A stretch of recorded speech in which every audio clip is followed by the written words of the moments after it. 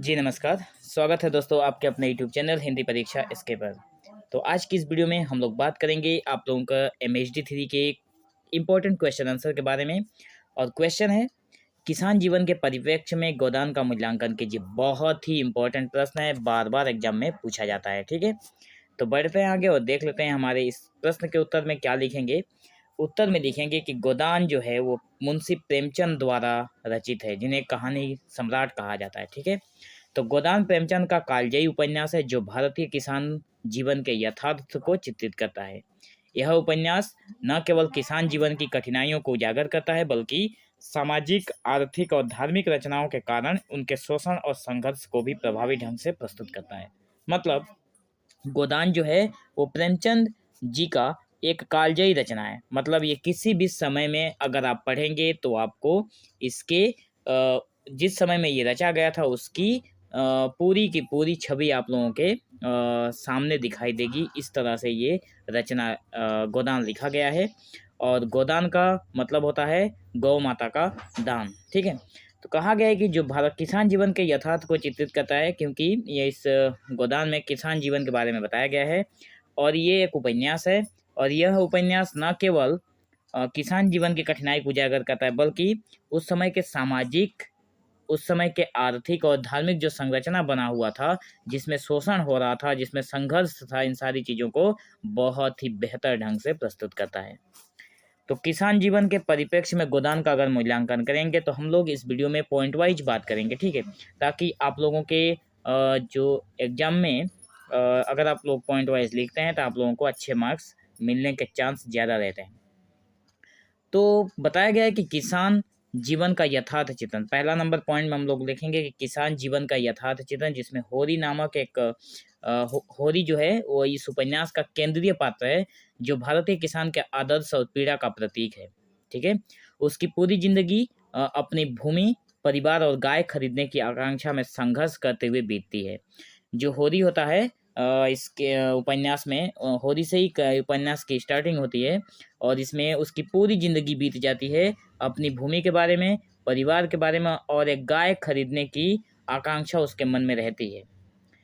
प्रेमचंद ने किसान की गरीबी, ऋणग्रस्तता और शोषण के चक्र को अत्यंत संवेदनशीलता से चित्रित किया है। तो प्रेमचंद जी ने क्या किया है कि इसमें जो गरीबी लोग हैं, गरीब लोग हैं, गरीबी से जूझ रहे हैं, ऋण लेकर जो लोग फंसे हुए हैं और किस तरह से शोषण किया जाता है, चक्रवृद्धि शोषण, बहुत सारी चीज़ों को, सवा सेर गेहूँ एक कहानी का प्रेमचंद का ही एक रचना है जिसमें शोषण की बातें की जाती है, लेकिन चक्रवृद्धि ब्याज पर शोषण किया जाता है। तो इस गोदान में भी शोषण की बातें हमें जिक्र मिलता है। ठीक है, दूसरा नंबर पॉइंट में हम लोग देखेंगे जमींदारी और साहूकारी का शोषण। यहाँ पे दूसरा नंबर पॉइंट में बताया गया है कि उपन्यास में किसान जो होते हैं वो जमींदारों, महाजनों और अन्य शोषणकारी तंत्रों द्वारा किस प्रकार पीड़ित किया जाता है, इसका यथार्थ वर्णन किया गया है।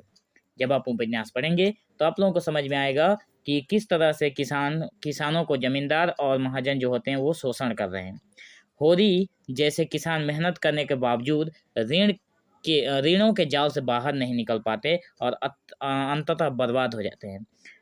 किसान होरी जो है वो मेहनत करता है, ऐसा नहीं है कि कामचोर है, मेहनत करता है, बहुत मेहनत करता है, फिर भी वो अपने जो ऋण होता है उससे वो उभर नहीं पाता है, क्योंकि जो जमींदार होते हैं, जो महाजन होते हैं, वो अपने ऋणों को कभी खत्म होने का मतलब होने ही नहीं देते हैं उसमें। और मतलब जो ऋण होते हैं उसमें सूद ऐड करते चले जाते हैं।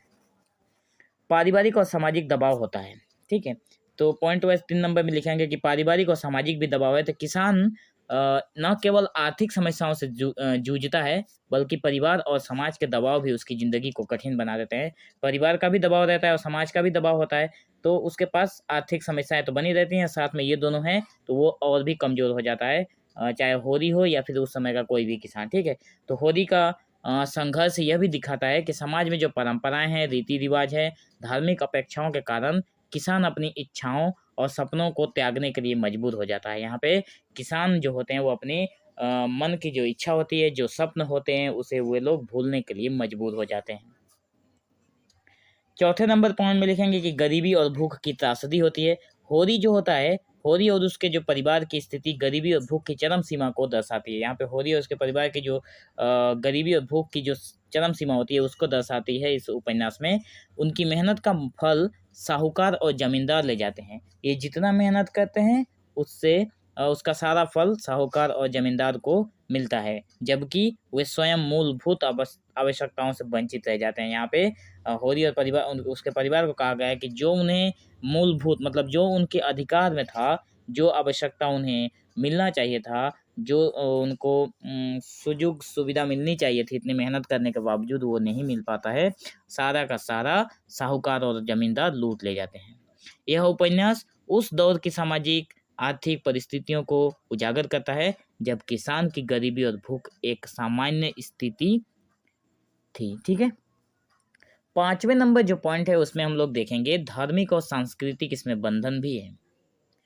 तो उपन्यास में गोदान अर्थात गाय का दान भारतीय ग्रामीण समाज में धार्मिक मान्यताओं और परंपराओं का भी प्रतीक है। बिल्कुल, किसी चीज को दान देना हमारे धार्मिक मान्यताओं में गिना जाता है। तो इसमें यहाँ पे बताया गया है कि गाय का दान भारतीय ग्रामीण समाज में ये एक धार्मिक परंपरा का प्रतीक है।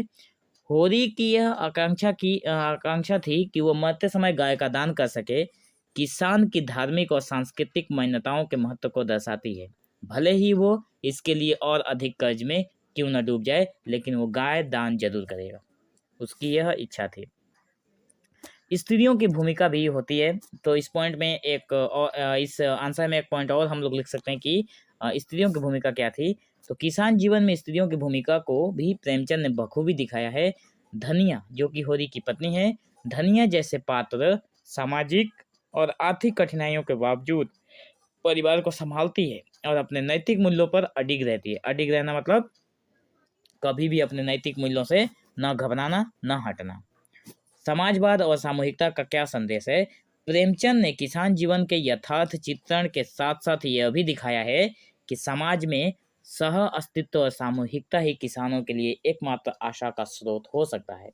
तो समाजवाद होना चाहिए और सामूहिकता होना चाहिए, मतलब सब कुछ सबको एक साथ मिलकर रहना चाहिए। तो प्रेमचंद ने दिखाया है कि यथार्थ चिंतन के साथ साथ उन्होंने ये दिखाया है कि समाज में सह अस्तित्व मतलब सबके साथ मिलकर जो अस्तित्व है और सामूहिकता में किसानों के लिए एकमात्र आशा का स्रोत हो सकता है कि सारे किसान एकमत रहेंगे तो उन्हें शोषण करने का अवसर नहीं मिलेगा। उपन्यास में गोबर का गांव छोड़कर शहर जाना और वहां मजदूरी करना यह संकेत देता है कि ग्रामीण जीवन की समस्याओं का समाधान सामूहिक प्रयासों में निहित है। मतलब यहाँ पे जो गोबर है गांव में, तो उपन्यास में गोबर एक व्यक्ति का नाम है जो कि गांव छोड़कर ग्रामीण गांव शहर में चला जाता है पैसा करने के लिए, पैसा कमाने के लिए, मजदूरी करने के लिए।